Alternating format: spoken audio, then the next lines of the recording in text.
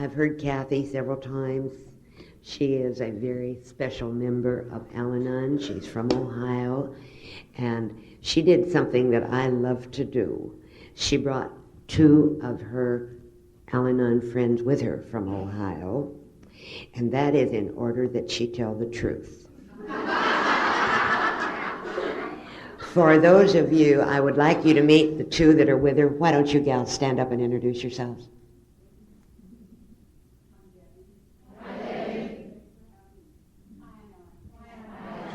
It's great to have them.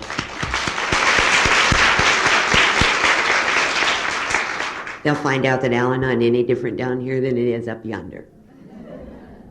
Kathy's a very special member of Al-Anon. We had her here for our state Al-Anon convention a couple of years ago, and she wowed everybody, and I'm just so pleased she's here, and it's just, I'm so excited to be able to introduce her. Help me welcome Kathy.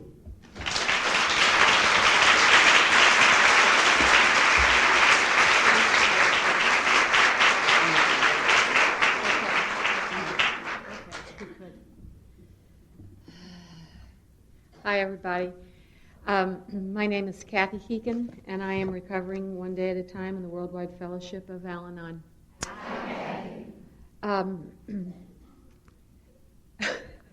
This is a little crazy for me because I've never done this. But before I even begin, I would really love to thank Beverly, whose idea this was last year. She said, why don't you do a 12-step workshop? And I said, what? What are you talking about? I've never even been to a 12-step workshop. This is my first one. Really, I've never been to anything. I thought, what a pretentious idea. I mean, really, it's a 12-step workshop. What am I supposed to... And she said, no, really, think about it, think about it. And I knew when she asked me, I was going to end up doing it. I just knew it, and I knew I didn't want to do it. But I talked myself into it. And about 3 or 4 weeks ago, I thought, how did I ever get into this? But I thought when she asked me, well, I'll just spend the whole summer working on it. I'll just spend the whole summer working on it. And actually, most everything that I have to share just happened in the last 3 weeks. So thank God I didn't really work on it in the summer. I just kept thinking, Christmas would be a good time, And, hey, Martin Luther King weekend, 4 days, that'll be a good time. So I just kept pushing it off and pushing it off. But I do want to begin by saying, really, I have never been to a 12-step workshop, and I said to Beverly, really, I think I only have about 15 minutes worth of talk, and so maybe we could just at 11 o'clock give everybody their money back. We can all go to the Galleria and really have some fellowship, I know why Debbie and Ellen really came down to Dallas. Neiman Marcus. I mean, let's be honest here. So, at any rate, actually, what it allowed me to do, one more time, was to look at my life, where I've been, where I am now, and one more time, just be in absolute awe of a loving and compassionate God who has done for me, day by day, month by month, and year by year, what I could never, ever do on my own. And for that, I am so grateful. And so I really owe a debt of gratitude for Beverly, even though I really at times have cursed her over the last year. I really owe her a debt of gratitude for this opportunity to share with you what these steps have meant in my life. The other nice thing that I was thinking last week when I was really getting crazy and realized I had so few stories to tell, I thought, well, the nice thing about doing this is the very first time you do it in Dallas, where there are so many people here that I have met before, and I know it'll be fine with them if the whole thing's a bust. I mean, they're just I have found that Al-Anon in Dallas, Texas, is so generous and loving and accepting, and I'm not just saying that because I'm here. When Debbie and Ellen and I were talking about this, I said to them, wait till you meet these women in Texas. Wait till you meet these women in Texas. And I don't say that about women everywhere, women and men, I should say, but I really believe that you have a very special thing, and so it's really nice for me to do this here. I do want to take a little bit of time. I know some of you know the story, but I really do need to set this up a little bit for myself, I suppose, and I'll do it as briefly as I can. Why are you laughing? I said, Beverly, I really don't think I can talk that long. And I said, I really think maybe I'll be done in an hour. And she said, Kathy, you and I both know you'll go longer than an hour.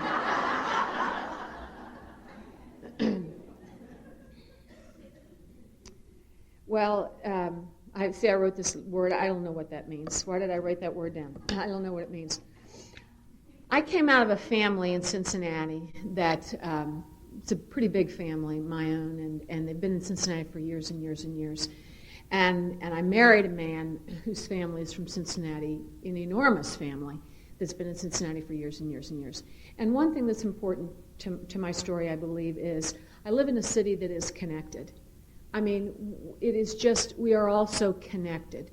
My kids go to school with kids who are their second and third cousins, and it takes them a while to figure it out. I mean, it's almost an incestuous city, Cincinnati is.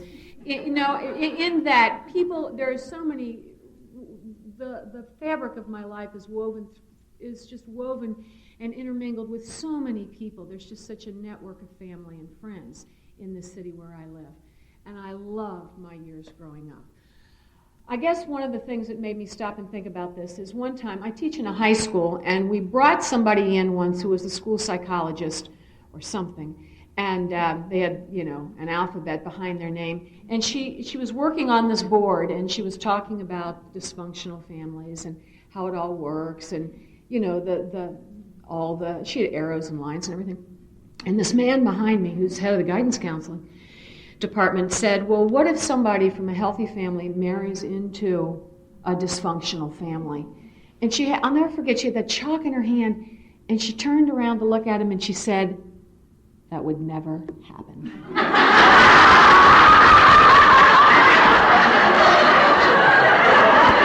You know what I thought?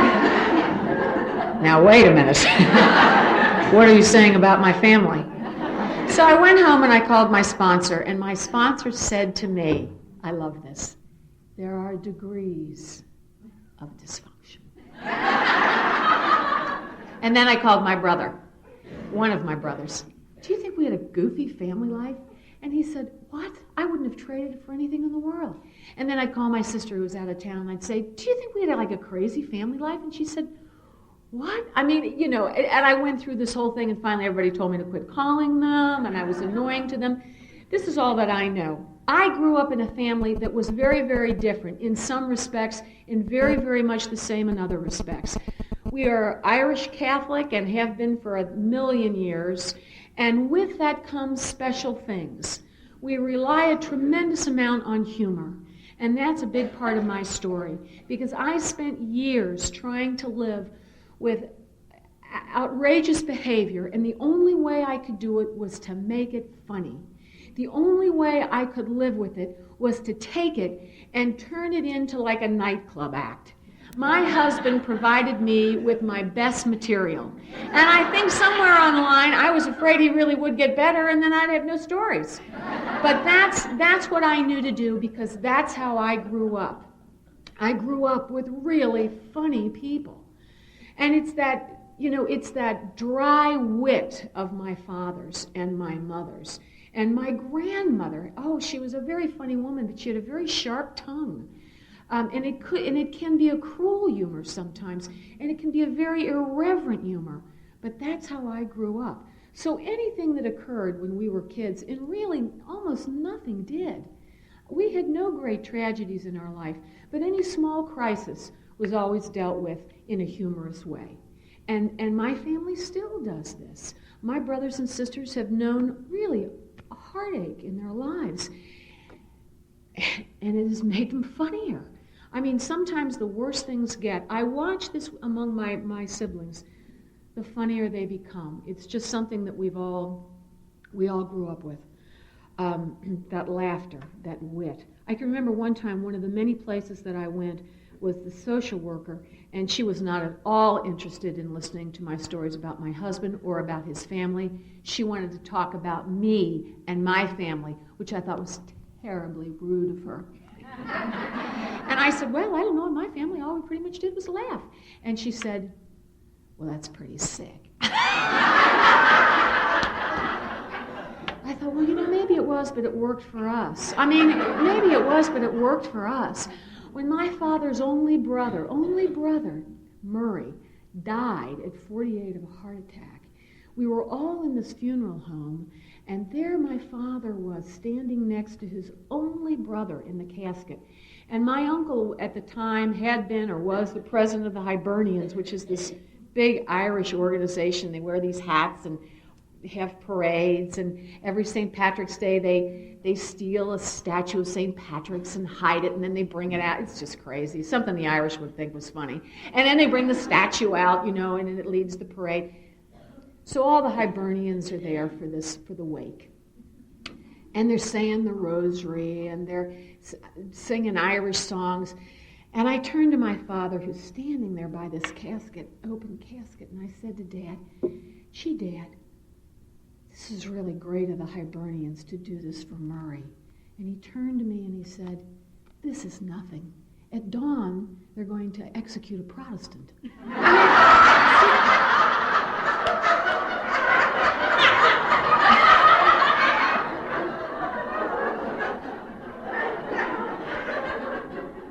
So that's the kind of family I grew up in. It was just kind of crazy. I mean, everything was made funny.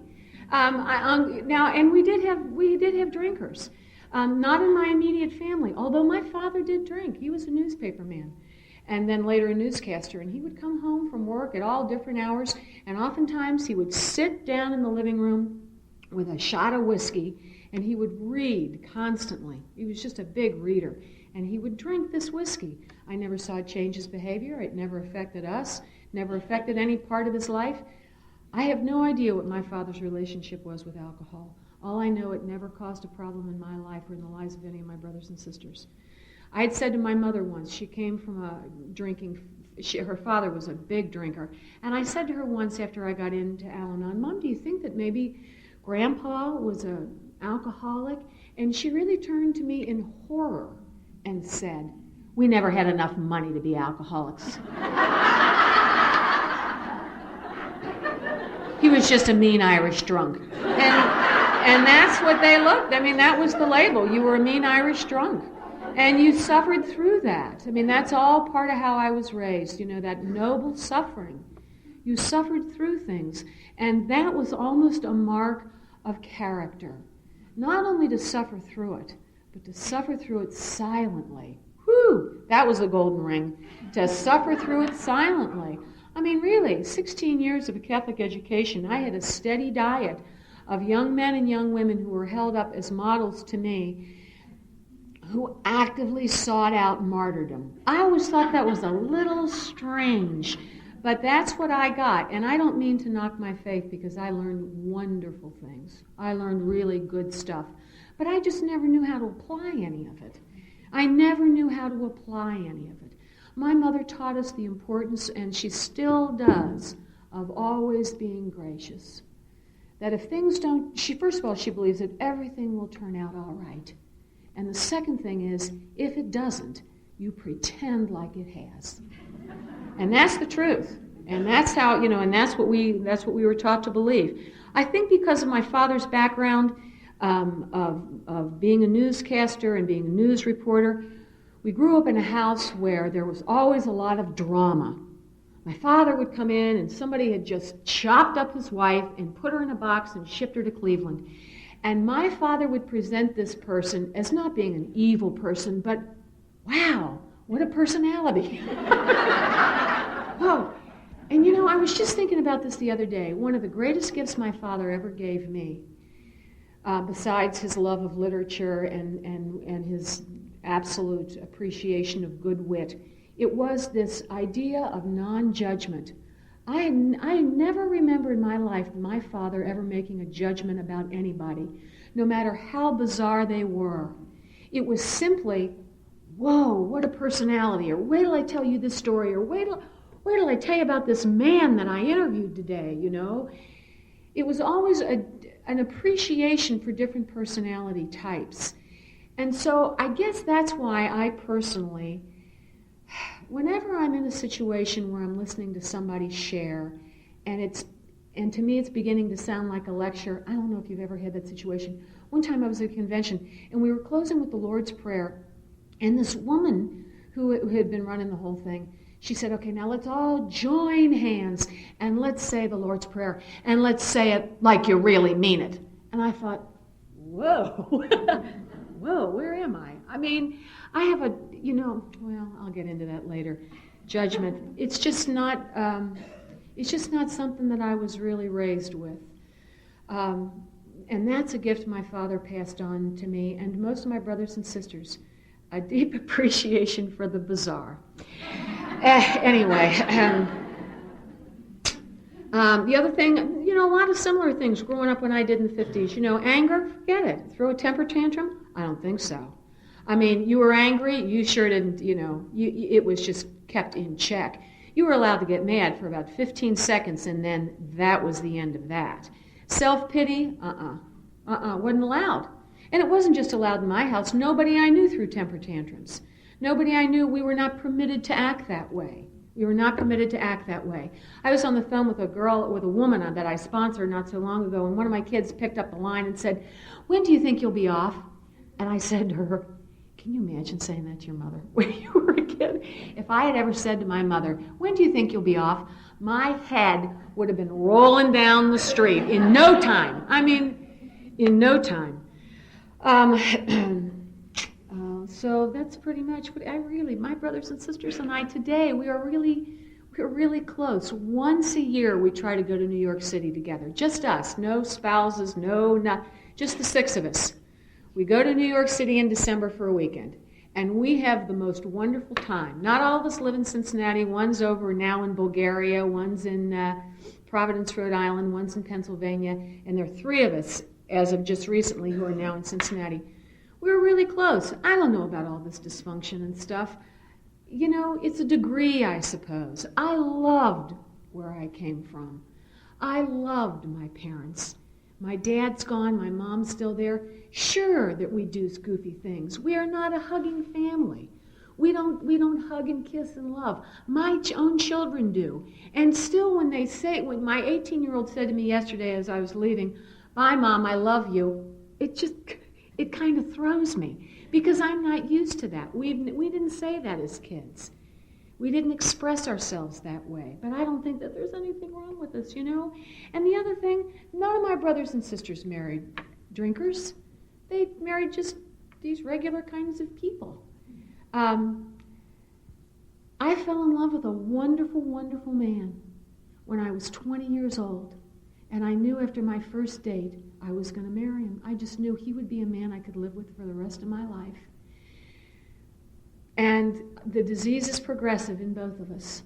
The disease is progressive and was progressive in both of us. But when I looked at him when I was 20 and he was 24 years old, he was one of the most wonderful, exciting men I had ever met in my life.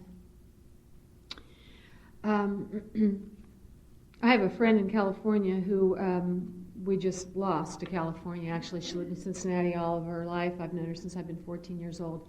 She sometimes says to me, when I go on and on about my family, she said, my husband, and he's not alcoholic or anything, she said, when my husband dies, I'm going to write his biography, and I'm going to call it Denial, Making It Work for You.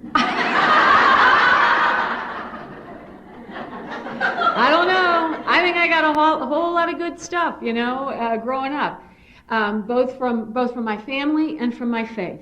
But as I said to you before, and I've used this analogy before, I always felt like I was filled with these gifts for living, filled with really good lessons. I had this little nun in high school that used to always say, the secret to joy is joy.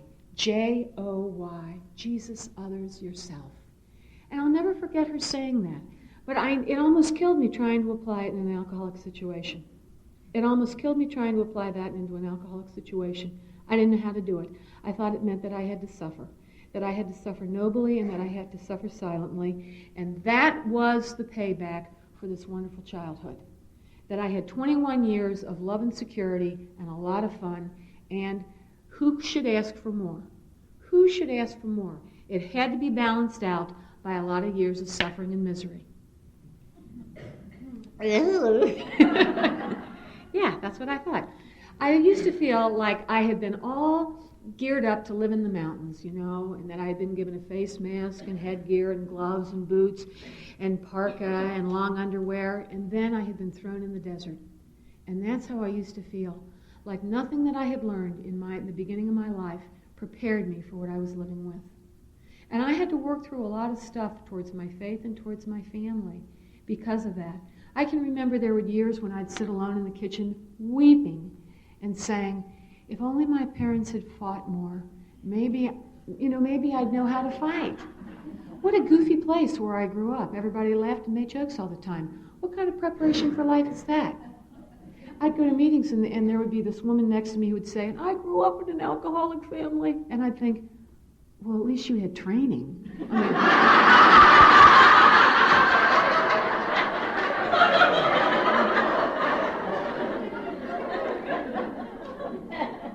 Anyway, so that's, I don't know if we were doing that in the 50s and 60s, but I don't think I ever really learned. Somebody probably taught me, but I never really learned how to take care of myself. I listen a lot to people today, and women today, and men today too, and they talk about boundaries. I've never heard the word boundary, and what the hell's a boundary? What does that mean? I have my boundaries. I said that one time to this guy. I have my boundaries, and he said, what are they? And I said, I don't know, but I have them.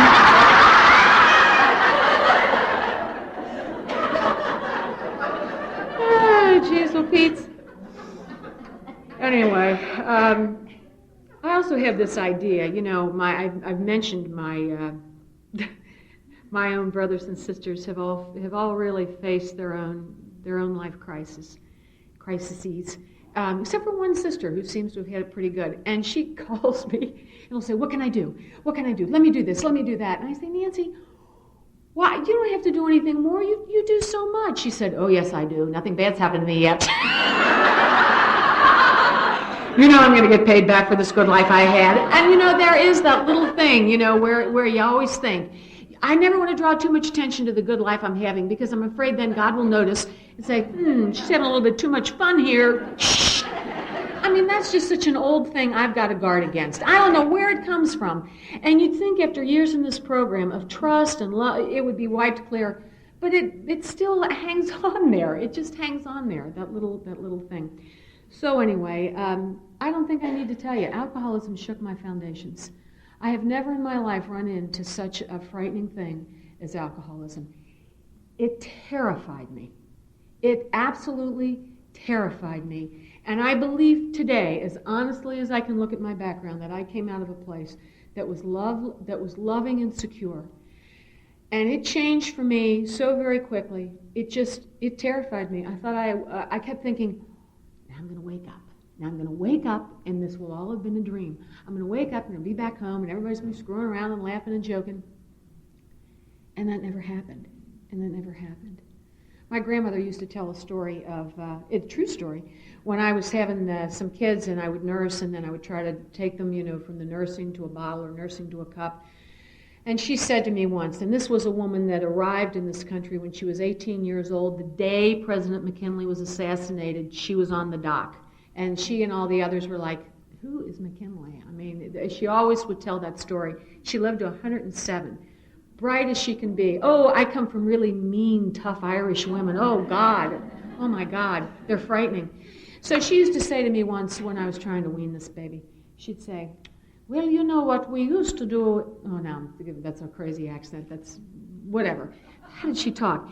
Well, you know what you used to do. What we used to do in Ireland when you wanted to wean the baby is you'd take your finger and put it in the soot of the fireplace and draw a frightening picture on the end of your breast, and it would scare the kid so he'd never want to nurse anymore.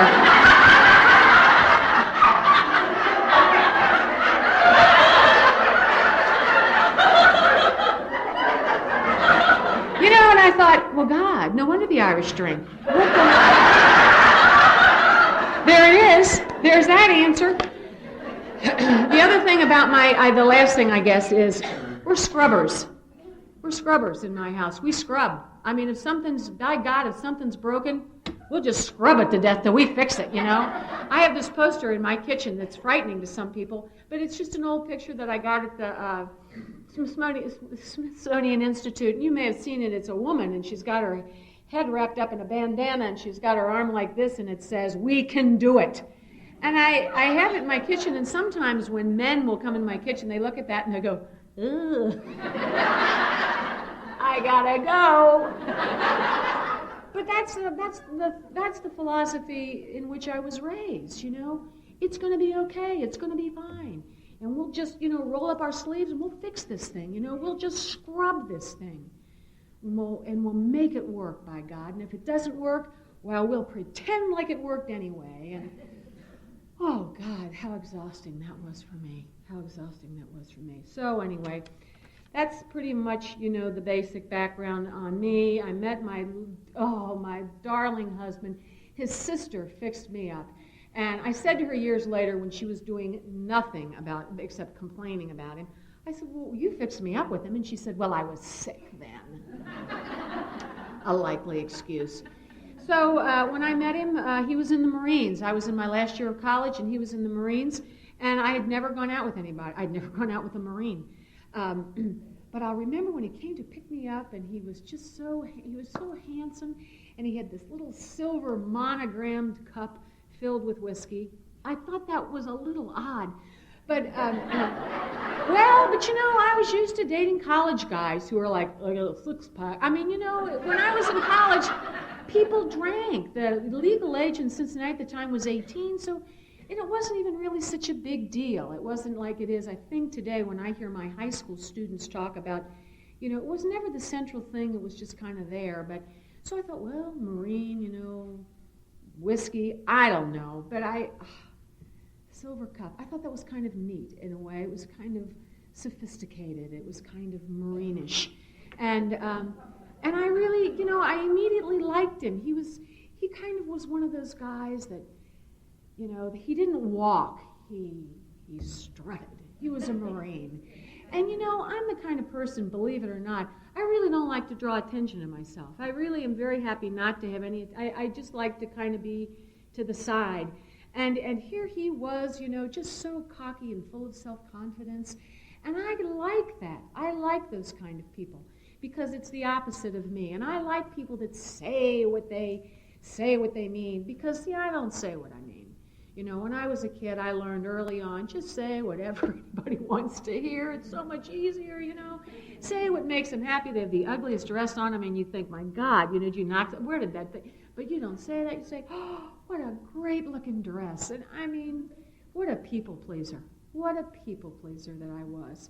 And so when I finally met somebody that just said what was on their mind, devil-may-care attitude, I have a friend that calls that personality type Reckless Dauntless. Well, when I met Mr. Reckless Dauntless, I loved it, because I was sure that he could do for me what I could never do for myself. And that's the truth. I was sure that he could do for me what I could never do for myself. And he was just the kind of person that I have always had in my life. People who are willing to do those things that I don't want to do. That I'm unwilling to do, to confront, to take care of the loose ends, to be the organizers. I hate all that stuff. I like to tell funny stories. That's what I like to do. And so I thought we would be a good match. Plus, I have to say, he lived at the time, for years, his family had this compound way out in the country. And when you would drive up to his house, you would just drive a driveway. It was about 1.5 miles long. And at the end of it was this enormous fieldstone home, which was his parents'. But all the way up were these quarter horses, because his father raised quarter horses. And it overlooked the Ohio River and the hills of Kentucky, and it had this beautiful pool built in the 30s, ornate steps going down to it, and a tennis court and stables. It was really impressive. And I don't think at the time, if you had said to me, well, how impressed are you with that? I would have said, well, not at all.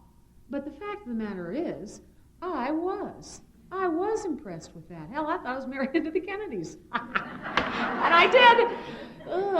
Anyway, so there we are. And I think the thing that really clinched it for me with him is the fact that is the fact that, I got to cover 15 years in 5 minutes, is the fact that we went to Batesville, Indiana one time. He had friends that lived in Batesville who also raised horses, and we were all going to ride. So we went, other couples from Cincinnati went, a couple of couples from Indianapolis went. We were just dating at the time. We got over to Batesville, Indiana, and these people also had a big horse operation. They're all, saddling their horses and deciding where they're going to go and where they're going to ride. And this one guy, a city guy from Indianapolis, he's trying, of course, to saddle the most dangerous horse in the whole stable. And the horse is just thrashing back and forth and, just slamming everybody up along the stall. So they call for Rick. Get Rick, get Rick, get Rick. And that Rick struts in there as he was wont to do, and he got that horse. He wrapped his arms around that horse's neck and lifted himself up and took that horse's ear and bit it. Well, that paralyzes a horse.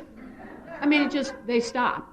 I imagine if somebody bit me in the ear like that, you could throw a saddle on my back too. But I'll tell you, when I saw that, I thought, that's the guy. There he is. I mean, I'm afraid of a mouse. There's the one. And that's the truth. And that's really the truth. And so we got married. And it was, of course, not a normal thing. I was teaching school. I was out of college. I was at school in Chicago. He had been in Beeville, Texas. I came down. I spent an Easter weekend in Beeville, Texas. I thought Beeville, Texas was the most romantic place I'd ever been in my life. Anyway, so I'm in Beeville, Texas, and he was so sweet. We went to Corpus Christi on Easter Sunday, and it was just so lovely. And then he went to North Carolina, and I went to Chicago to teach. We never lived in the same city together, ever. When I dated him, he was in Meridian, Mississippi, and we never lived in the same city together. And all the troubles that I saw, and this is so typical of me, all the troubles that I saw, I thought, well, it's just because we don't live in the same city. This is just because, we've never actually spent a long time together. So, of course, when we get married, it'll work. Oh, yeah. See, I have this thing, that I don't like. If I don't want to see it, I don't see it. If I don't want to see it, I don't see it. If I don't know what to do about it, I pretend like it isn't there. That is a character defect of mine that leads to a lot of trouble then and today. And I am waiting patiently for God to remove that. Sometimes God does, some days. Some days it's just still there, and I'm learning from that character defect. So at any rate, so we decided to get married like next month because he had to go to Vietnam. And I quit my job in Chicago. My mother and father were absolutely horrified, but they never said that. See, that's my parents. They never said they were horrified. They acted as if for all those years they kept their mouths closed. That's the kind of family I have, as did all my brothers and sisters, who, of course, I find out later were absolutely terrified as I was. But my family would never, they kept it quiet. And my father prayed every day on his way to work for me and for my marriage.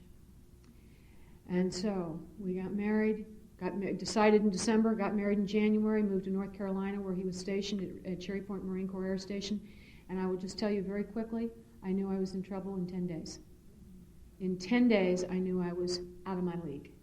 In 10 days, I knew I was in way over my head. In 10 days, things were happening that I had absolutely no idea how to deal with. I tried to be funny, it wasn't funny. I tried to be lighthearted, it didn't work. And that's what I did for years, you see. I always tried something else. I'll try this, I'll try that. Nothing ever worked. I was just terrified, and I could not wait for him to leave for Vietnam. I couldn't wait for those orders to come through. And they came through within 3 or 4 months. And I didn't even think I could wait that long. Because I thought that once he left, I'd be able to think this thing out. Once he left, I'd be able to scrub this up and work hard and clean it, and I'd be able to figure it out, and I'd go talk to some people, and I'd be able to fix it. And I never could. I never could. He would come in sometimes after he would be finished flying, and I'd be watching a program, and he'd turn the station. I've never seen anybody do that when somebody else is watching a show. And I'd say, I was watching that, and he would say, now you're not. You know, I have absolutely no response for that. And what I began to do was to adjust to that.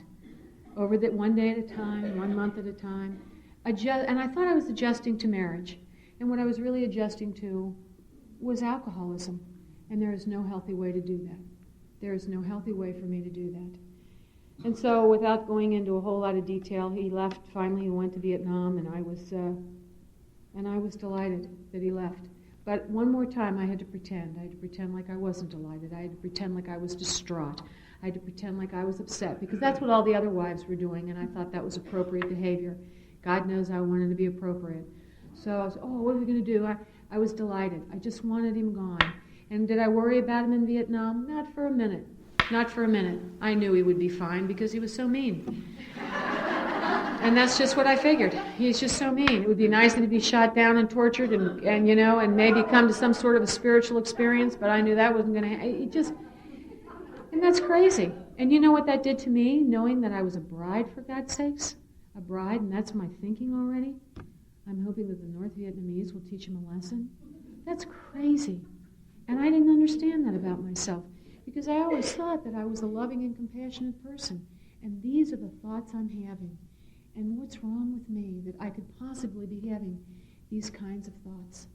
And so I went back to Cincinnati, and he went off to Vietnam, and I called the priest that had married us. And as I was walking out the door of my house, my mother opened the door, God love her, and she said to me, I hope you're not going to tell him anything personal. No, Mom. And I went to that priest, and I said, I don't know what's wrong, but something is very, very wrong. I'm terrified. I'm just terrified. Now, I never connected my terror with my husband's drinking, although I knew that when he drank, I got scared, because when he drank, he would get mean. He wouldn't get funny like some of the other Marines. He would just get mean. And so I learned to act accordingly. When he drank, if I could become invisible, I would try to become invisible. I didn't want to say the wrong thing. I didn't want to do the wrong thing. I just treaded lightly when he drank. I laid low is what I did. If we were at a party, I would watch him. I would watch him not so much because I was concerned about how much he was drinking for him. I was concerned about how much he was drinking for me. And I wanted to make sure that I didn't lose track of how I should act. And that's what I used to do. And then it got to the point, actually, for me, that it wasn't even really about the drinking anymore. It was just about behavior in general.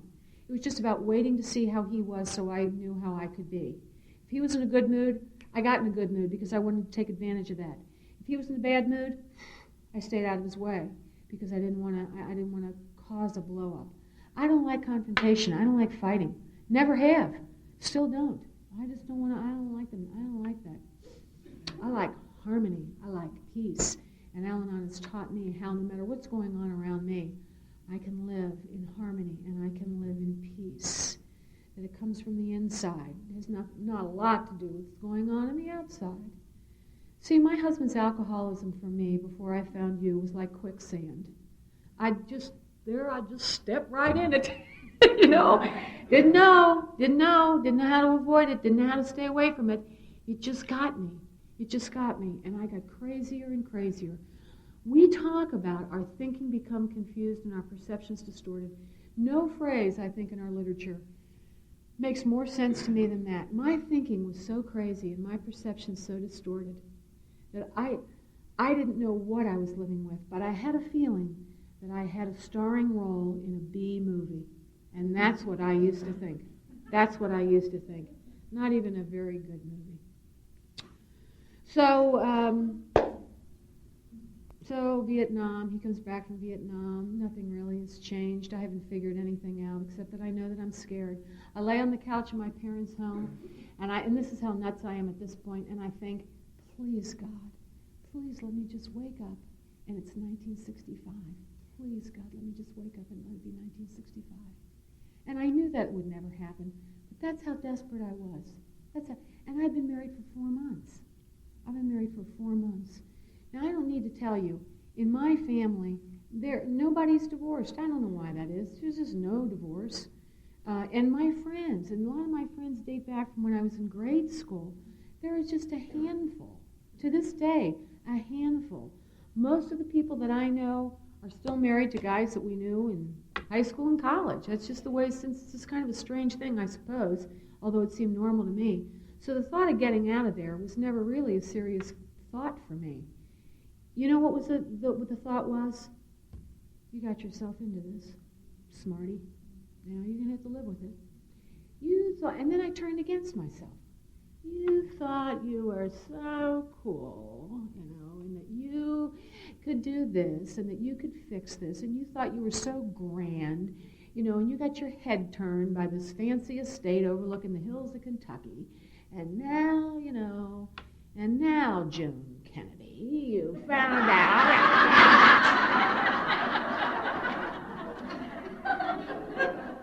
Isn't that sad? I was only 22. That's really sometimes when I think about how goofy. I was just this little kid. But so was he. He was just this little kid. So at any rate, so there we are, and he comes back from Vietnam, decides he wanted to be a dentist. I don't know how. And right before he went to dental school, he was badly beaten up in a bar by a bouncer because he dumped his champagne on the floor and they didn't like it.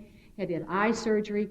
We go to Ohio State Dental School where he stopped. When he got beaten up, that kept him off the alcohol for the next 3 years. And things began to work. Oh my God, we had this wonderful time in Columbus, Ohio. He was in school. The GI Bill was paying for it. He had savings that paid for it. It was like being in college for him. I went back to graduate school at Ohio State. We had some kids. It was wonderful. And I thought, oh, thank God I hung in here. Isn't this wonderful? I almost missed the payoff. Came back to Cincinnati for him to practice dentistry, and things turned back into this nightmare situation. It was awful. It was terrible. All this crazy behavior starting again, and bursts of anger, and I don't know when they're coming, and I had forgotten, I felt like that I had let my tools, become dull, because I used to be really good at knowing when blow-ups would occur, and now I didn't know when he was going to blow up, and it was just strange. And what turned out was, of course, that now that he was a dentist, he was writing himself prescriptions for drugs. And God love him, he wasn't at all shy about it. He would write a prescription to Rick Heekin and then sign it Rick Heekin. Well, it doesn't take long. Really, what a dumb drug addict. It doesn't take long. Or honest. For the Renew agents, they go through pharmaceutical, they go through pharmacy records, and I thought, geez, look at this guy. Who in the world could be eating this much Percodan and codeine and blah, blah, blah. So it wasn't long before they caught him and arrested him, and he was thrown out of dentistry. Not for long, but for him it was forever. He never went back into it. And what happened to me was, again, I got to go back to this Irish thing. There's something about growing up the way that I did. It doesn't really matter how much money you have. You're going to lose it tomorrow. It doesn't matter because you grow up in the shadow of the potato famine, I think. And, you may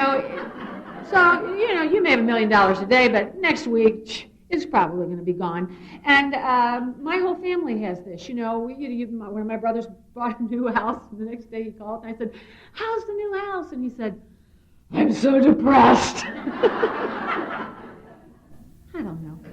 Unemployment scares me to death. It just frightens me to no end, because now we got a bunch of kids, and I got a husband who can't work, and then who wouldn't work, and who laid in bed with guns and shot things out the window, and we're living out of course, we're living with this family. Where else would we live? On this family, what I considered once to be, nirvana. And it's now, I feel like I'm living in the house Usher. It's awful. So, what happened was this. He began to, I say steal leg hole traps because actually he used to trap fox and skin them and sell their furs. Now, I'm going to tell you, you try to make that sound like it's a good business in the 1980s, like I did. I was pretty good, man. You would have thought he was a furrier the way I described him. Really, you would have thought we had a shop down on Vine Street the way I told the story.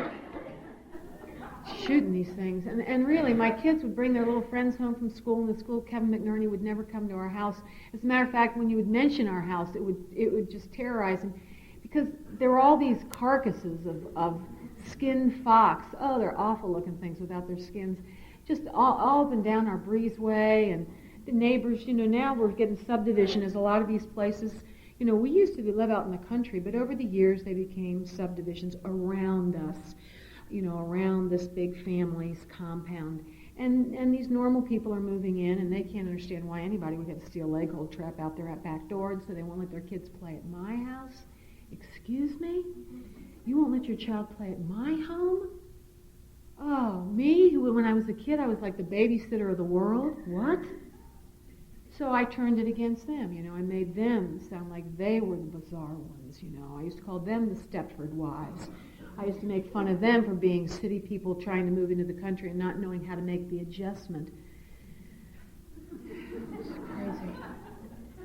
Anyway, to cut this short, when I was pregnant with my 7th child, oh yeah.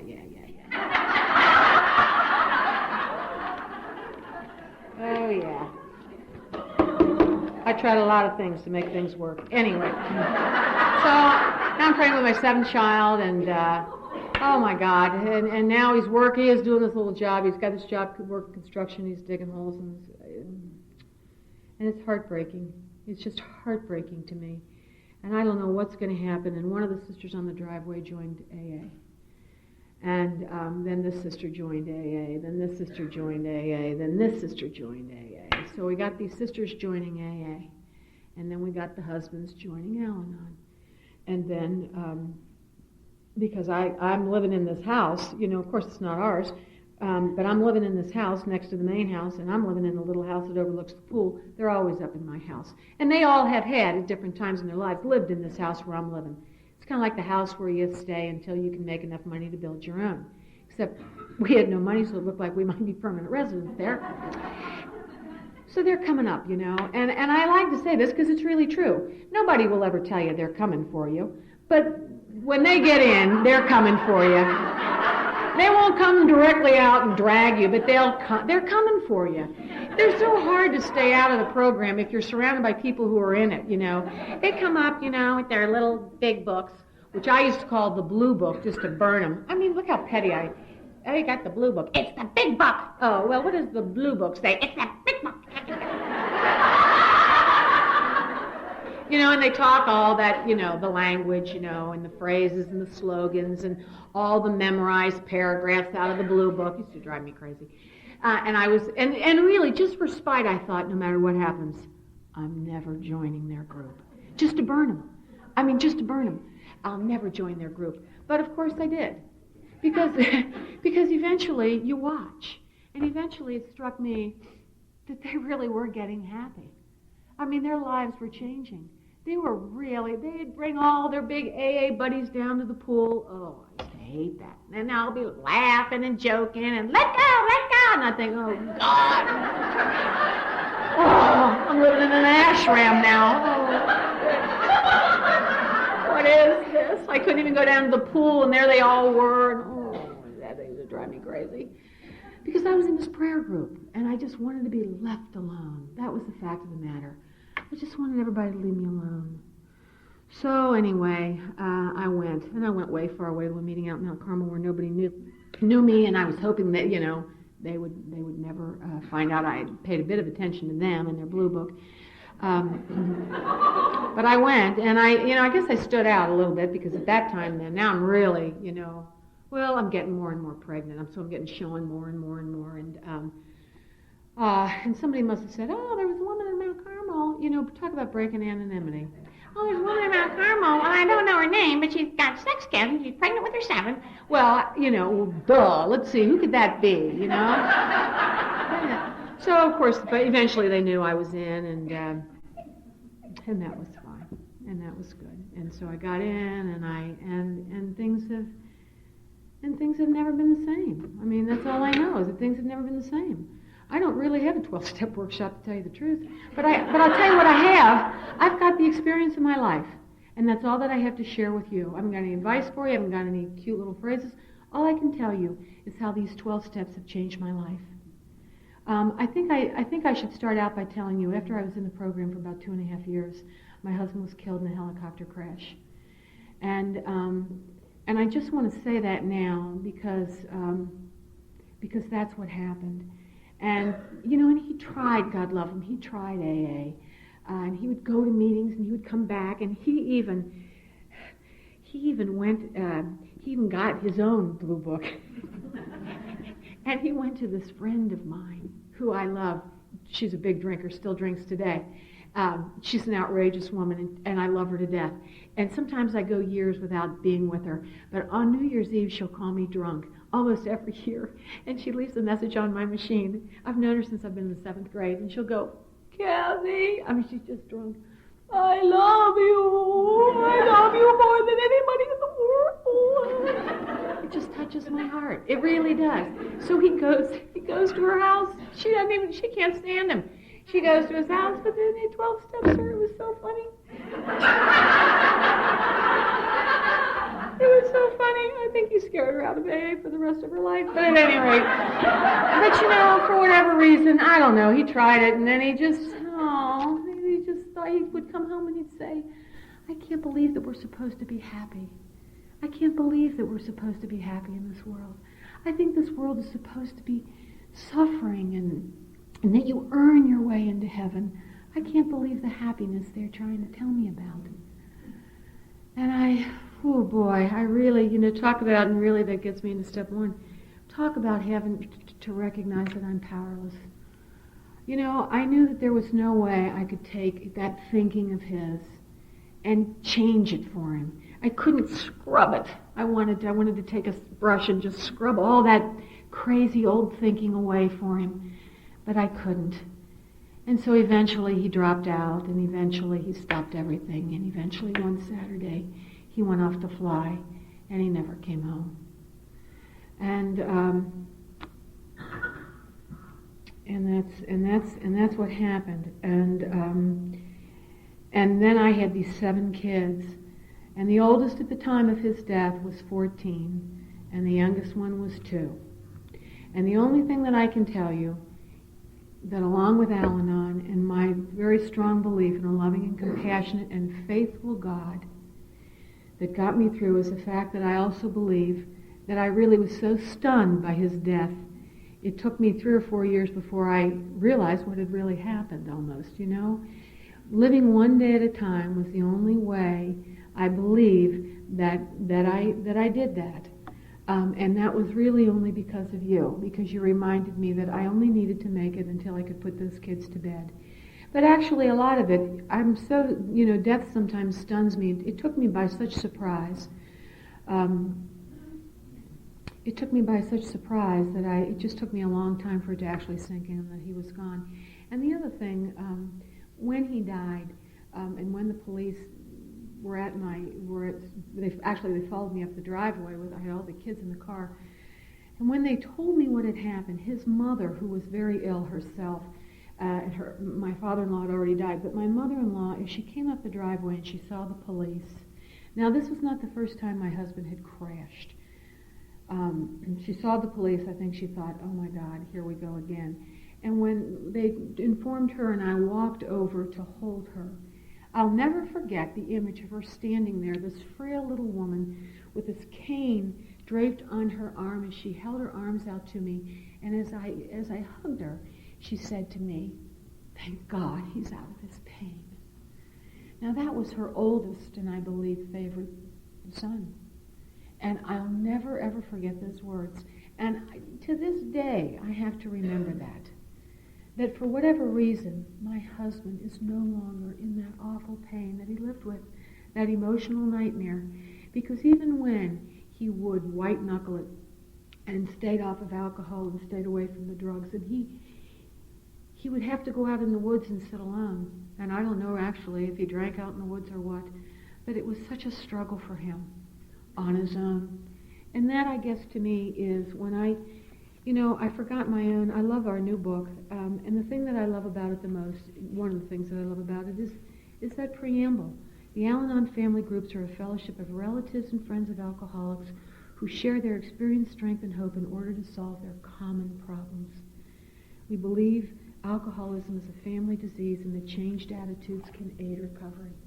And that first paragraph of this book, our book, Al-Anon and How It Works, really for me has changed my life. Because for me, I was always afraid. We admit, step one says we admitted we were powerless over alcohol, that our lives were unmanageable. I was always so reluctant and afraid to admit that I was powerless, that I could not fix this thing. I can remember one time my mother-in-law, in a fit of frustration, said to me, "Why don't you do something about him?" And I thought, oh, shoot. I felt like she knew that at the one job I had been given in life, I had failed. And I couldn't do anything. I just didn't know what more to do for him. I just didn't know what more to do. I was powerless, but I simply couldn't admit it. It was such a fear for me. And he would get into fights. When my husband drank, he would get into fights. And it was almost never that he would fight. He would always get beaten up. He would always say something derogatory about somebody's wife or something, and then somebody would just beat him up. And I used to think that was my responsibility, to keep him out of fights. And I used to think it was my fault, that I couldn't see this coming and prevent it. And I felt terrible about that. And so I was so reluctant to admit that I was powerless, because really, I came from a place where I believed that if you loved someone enough, if you were patient and kind, you could just love them to death. That if you were just there, and if you were willing to take it, that they would change. And when it didn't happen, I thought it was because of me. And it was difficult for me to admit that I was powerless. But what a relief. I was in a meeting maybe 5 or 6 years ago, maybe even longer.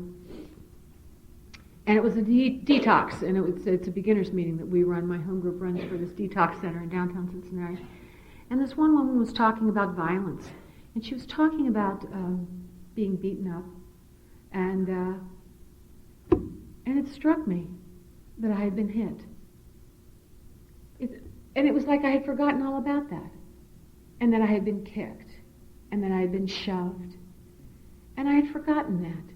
And when that woman in this detox center was talking about it, it's like this veil was lifted from my memory. And I remembered that had happened to me. Not a lot, but enough. Enough so that it scared me. And to admit that, for me to admit that, how unmanageable my life had become, was really difficult. Because I come out of a place where, you get things done. If something's broken, by God, we're going to fix it. People used to call me, these neighboring people used to call me because they were always missing their cats. And I knew the cats were, I knew the cats were long gone because my husband would hunt. I mean, he would sit out on that front hill overlooking the river in the hills of Kentucky with an infrared scope on these rifles that he used to have. And I don't know what he was shooting, but I know every once in a while a little old tabby would get in the way. I mean, I knew that. It got to be to the point where I was afraid to answer the phone. That's how unmanageable my life had become. Because I didn't know who was going to be on the other end. And I knew it was going to be somebody that would think it was my responsibility to fix these things. This book here, this Al-Anon How It Works book says, we have been profoundly affected by the disease of alcoholism. I know that I am powerless over that fact. The fact of the matter is, my life has been profoundly affected by the disease of alcoholism, and I cannot change that. All I can do is recover from that. That's all that I know that I can do. But for me, it has to start with the fact that I am absolutely powerless over this disease, and that my life had become unmanageable. I was dancing so fast to try to keep ahead of you, so you would never know what I was living with. So you would never know what I was accepting. as normal, because what would you think of me? I think you would say, I was afraid you would say what my mother-in-law said. Why can't you fix this? You're so smart. Why can't you fix this? When I got to my very first Al-Anon meeting, it was a beginner's meeting, this kindly woman by the name of Ruth taught me what I guess is basic in all beginners' meetings, the 3 C's, that I didn't cause it, I couldn't control it, and I couldn't cure it.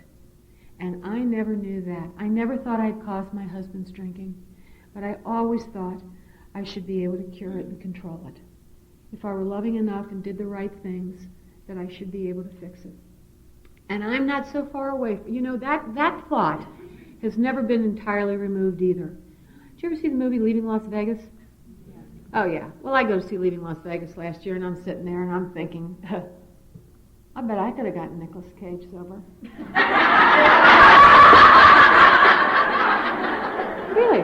I was driving home, and I thought, what is wrong with you? What is wrong with you? It's an old habit. It's an old way of thinking. This is what you taught me about powerlessness.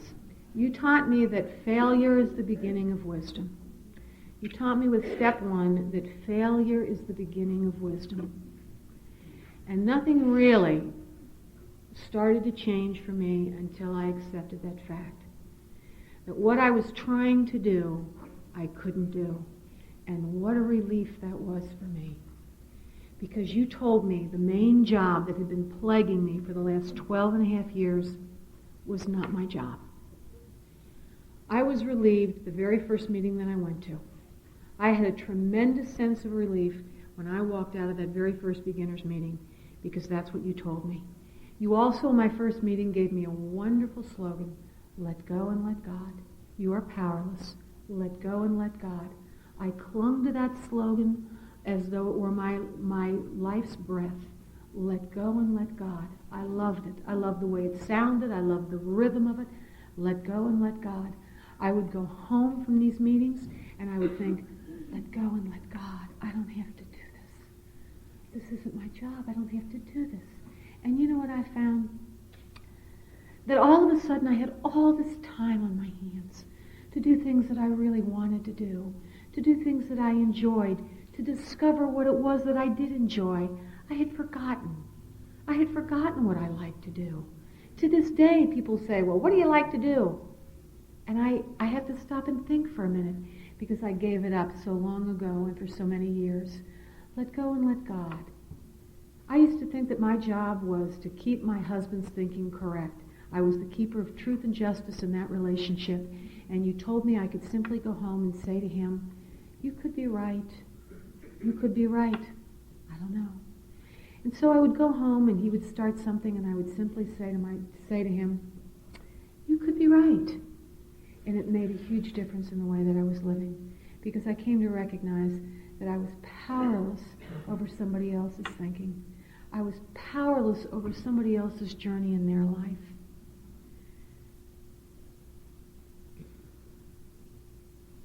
You know, what I think is that God brings me very gently, and it usually takes me a long time, that God brings me to a place of powerlessness. When I got in the program, my husband had started this construction job. Now, this is a guy who's a jet pilot. I mean, he flew Phantom jets for the Marine Corps. And he also is a dentist, and a very, very good one. And he also was a real estate agent. So he was a very, very highly talented man. And now he's digging ditches. And, you know, digging ditches is noble work. But I would see him leave the house in jeans with a shovel over his shoulder. And off he would go to dig ditches. And I believe that experience, which I really found to be so painful, and yet it is through that painful experience that God really brought me to a place of powerlessness. I would call my sponsor and she would say, that's the best that he can do today. That is the best that he can do today. And I would be reminded that his path was not mine to design. His path was not mine to decide. He was doing the best that he could for today. God brought me to that place. And even with these crazy little helicopters he used to fly, I used to resent that to no end because he would go off and fly these things, and it was a handmade thing. He made it at home. It was a little rotor and a motor and Mr. Reckless Dauntless. He'd go off in a lawn chair with the blades attached to it, and really, and it would go off flying, and that was supposed to be all right, and he didn't really have a job, and we had all these kids. He used to burn me to no end. And my sponsor would say, "You are powerless. You're powerless. If that's what brings him happiness, allow him some happiness. Let it go. Let it go. You are powerless over that." And so that experience brought me to a place of powerlessness. His isolation, there'd be all these people. Now are all these people, and a lot of them are all in AA down at the pool. You think he wouldn't go near it. Isolated. A lot of his friends, of our friends, were successful. Went on, did a lot of things.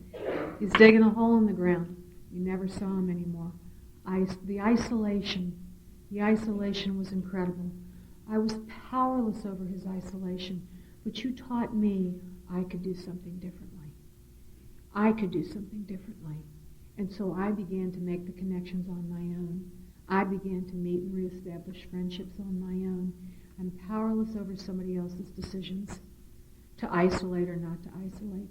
That's what you taught me in that first step. But I really believe that God brought me to that place. God continues to bring me to places of powerlessness.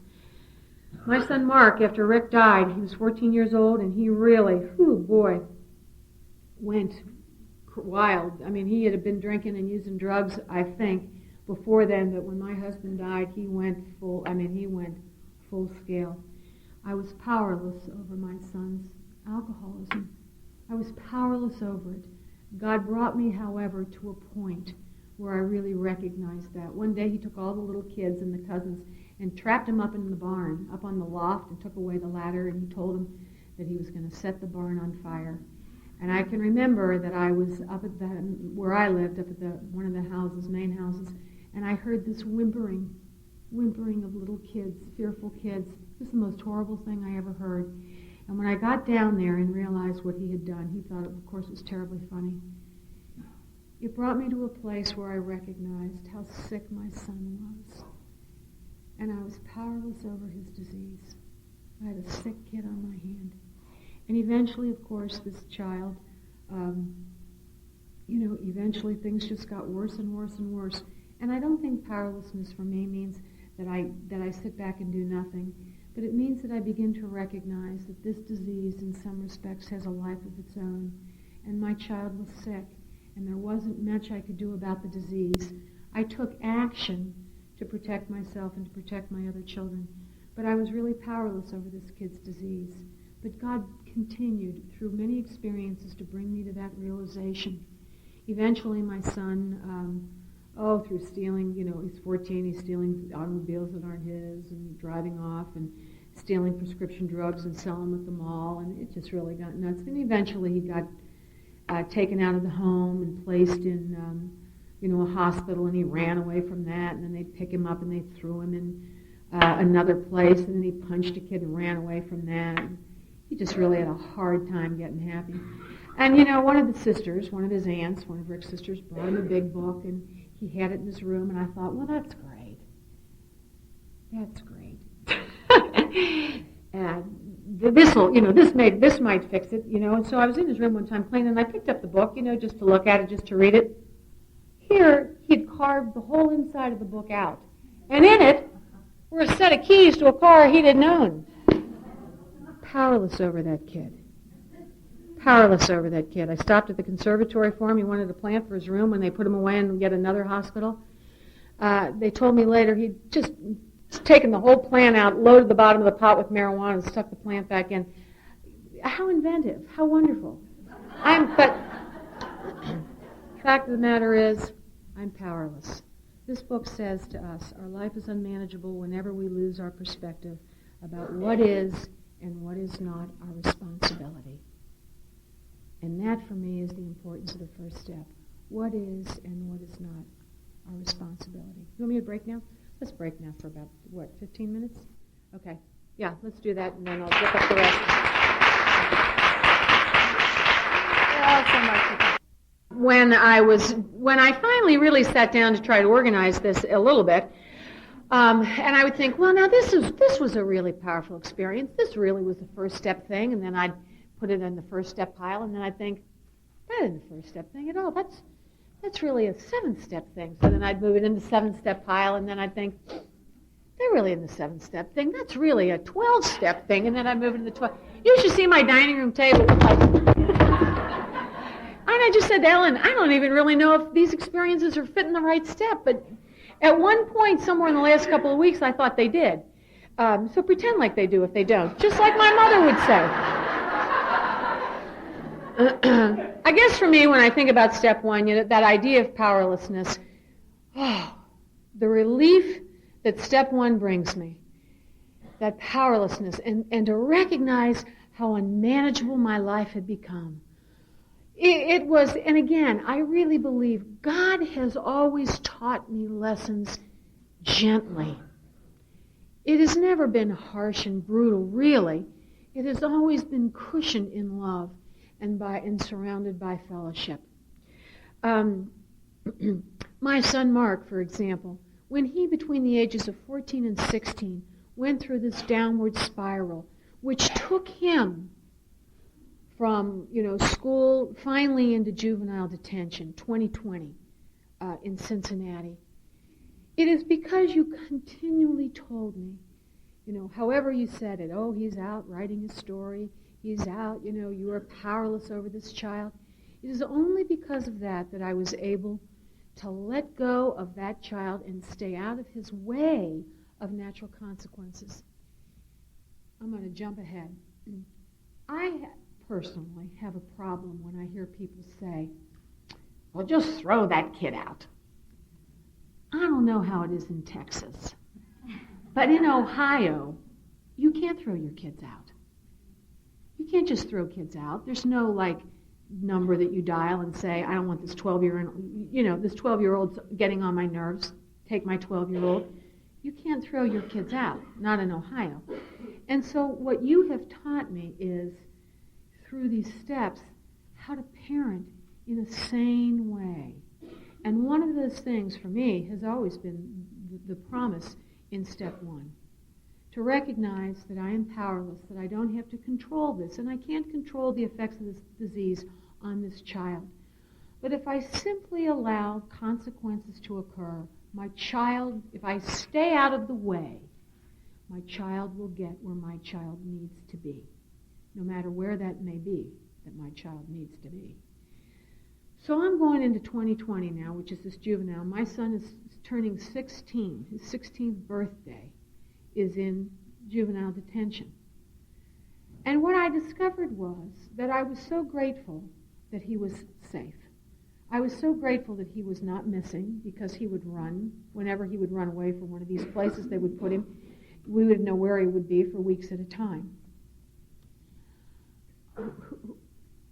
When I'm missing a child, and there are a couple that have run for a while, for me, I don't care if I'm the queen of the steps. It's scary. It's scary. My sponsor reminds me that recovery is a double-edged sword. I once again am allowed to feel my feelings. And when I'm missing a child, it's frightening. Now, I can run through my routine, which is to get down on my knees, to turn my child over, to remember that God is the general and that I am a foot soldier. I have a routine. The fact of the matter is, I do not like it when I have missing kids. So this kid now, I know where he is. And you constantly remind me that bars do not keep God out. That bars do not keep God out. That the power of God is greater than this disease. And that recovery is stronger than the sickness. And if I will just continue to admit my powerlessness over this child, things will go the way they're going to go. My son today, he got tired of that kind of life, actually, and he started going to AA, and he started to do things differently. Today, he is at Ohio State University, ready to graduate in March. He does not believe that he is an alcoholic today. He told me not so long ago that he believes he was brainwashed. And my response to him is simply, you could be right. I'm powerless over that. My sixth child, little Michael, some of you know I've talked about for the last 8 years, little Michael has gone here, has gone there. He's in trouble. He's missing. He's being almost thrown out of school. He's trouble, trouble, trouble. He goes to the high school. He chose to go to the high school where I teach. Not all my kids have gone where I teach. This one decided to. And so he's right there all the time, and I don't like it, actually. Thought it would be a good idea. It's a bad idea. Because he's at my classroom door. My students will say, your son's here. I say, Michael, you can't keep coming here. I'm trying to teach. Will you give me a note to get into class? Please, please, please, please, please. Now, I know what my Al-Anon says. Don't you dare write this note. But this is my little boy. I don't want him to get into trouble. So I write him this note. Please admit Michael to class. Sign my name. It's getting crazy. Football. He goes to football. I know football doesn't cure alcoholism. I know that. But my thinking is when he was a freshman this year, when he was a sophomore, if you can keep these kids in organized sports and give them something to do, it helps. It keeps them off the street. Because the kids that he runs with they all use. They drink, they smoke dope, they hang out at the top of my street at Perkins, which is open 24 hours a day. So I encourage this kid to play football. Not because I think it's going to cure him of alcoholism, but because I believe what Gracie read, that we encourage and understand the alcoholics in our life. And so as a parent, I try to, as any normal parent would do, encourage him to do other things. The football works for a while, keeps him off the streets, it keeps him busy, it keeps him exhausted. It does not keep him so busy that he doesn't have time, of course, to pierce his little nipple with a nipple ring. And all the football players are aghast, that they got somebody on their team with a nipple ring. And it doesn't, he's got his hair dyed gold now, and he has it dreadlocked. And before he found out that you could buy this wax called Dread It, he would use jam. And you just, so the one nice thing is that when you got all these kids down here in their football uniforms, and they pretty much, they pretty much look the same. Kind of they do. But when they take their helmets off, I can spot him because he's the only kid with these gold dreadlocks coming out, and that was a plus. But God brings me to a place with this child of powerlessness, gently and slowly. For 8 years, I have watched this child, and I think I said to Albert, hoping that it's just teenage angst, but knowing in my heart of hearts, this is a sick kid. This is a sick kid. This isn't just teenage behavior. I wish that it were, but I know in my heart of hearts, it's not. And God brings me to that realization slowly and carefully. This child, his drinking and outrageous behavior got him into the courts. The court suggested that he be tested, and he was tested, and they put him in a Jewish hospital in this teenage rehab thing. And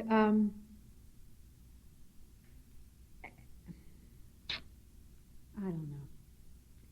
Before he went in, I thought to myself, I don't think this is going to work. Only because they keep sending him home.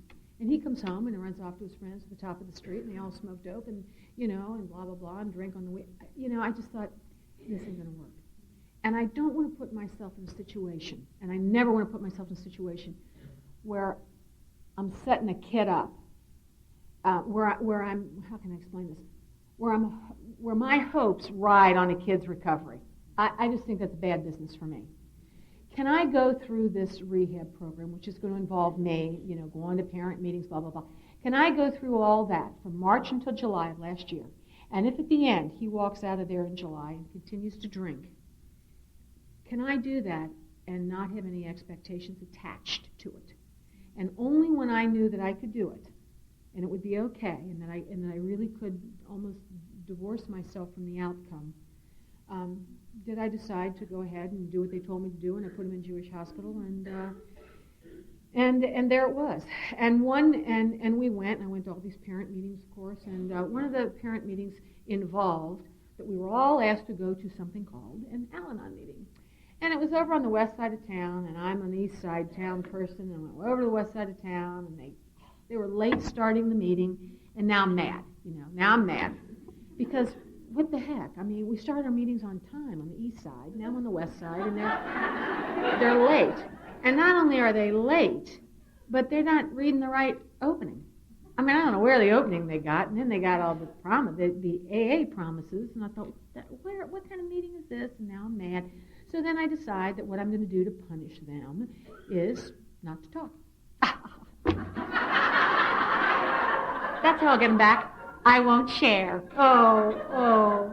Will that destroy the meeting? I mean, what an ego, So I'm sitting there and I'm mad and they're all doing it wrong. And I thought they were spending much too much time concentrating on the alcoholics in their life and not enough time talking about themselves and blah, blah, blah. So finally this man said exactly what I needed to hear. He talked about being a lifeguard. And he said, and this makes sense to me because I worked my way through school being a lifeguard. And he said, when I was trained to be a lifeguard, we were always taught never to get into the deep, never to go directly into water where there is a struggling, drowning person. Don't do that. Hand them a pole, throw them a life buoy, give them a long towel, anything. But don't get close to them because if you do and they're struggling, they're going to wrap themselves around your head, which is the highest point for them, and they are going to get you into a scissors lock, and you are going to drown and go under with them. And that for me, and that's exactly what I needed to hear that night, because that for me is what Al-Anon has done. It has taught me how to love a struggling, drowning person without going under with them. It has taught me how to do that through these steps and through the principles that we live. How to love a drowning, struggling person without going under with them. And that's exactly what I needed to hear. And there are some days when the safest thing for me is not even to show up at the pool. Some days I just can't even go to the pool that day. I have to stay home and sit in my backyard. That's what for me is not only am I powerless, but I'm powerless over the effects of this disease too. I have been profoundly affected by alcoholism, and I have to be able to admit that. Otherwise my life will always be unmanageable. So here this little kid is, this darling little kid, and I'll tell you, I like this kid. Now the oldest one, God, I could have sent him to Attica and been happy about it, But this number 6, he's just a sweetheart of a little kid with his little dreadlocks. And on Valentine's Day, I don't even hear from the oldest one, But the little one, he leaves a little silk rose on my pillow, and he writes a note that says, "Mom, I love you so much. And the reason this rose is not real, the reason it's silk is so it will last forever, just like my love for you." Now really, I read that and I thought, this kid's going to make a fine alcoholic.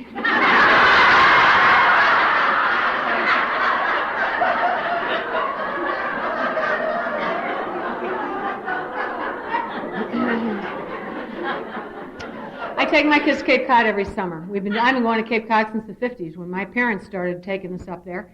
And it's just a place that I love. For me, it is peace and serenity. I love New England. I love the ocean. We go to the same place. Sometimes my kids will say, "Can't we go somewhere else?" And I go, "Find your own place when you're old enough."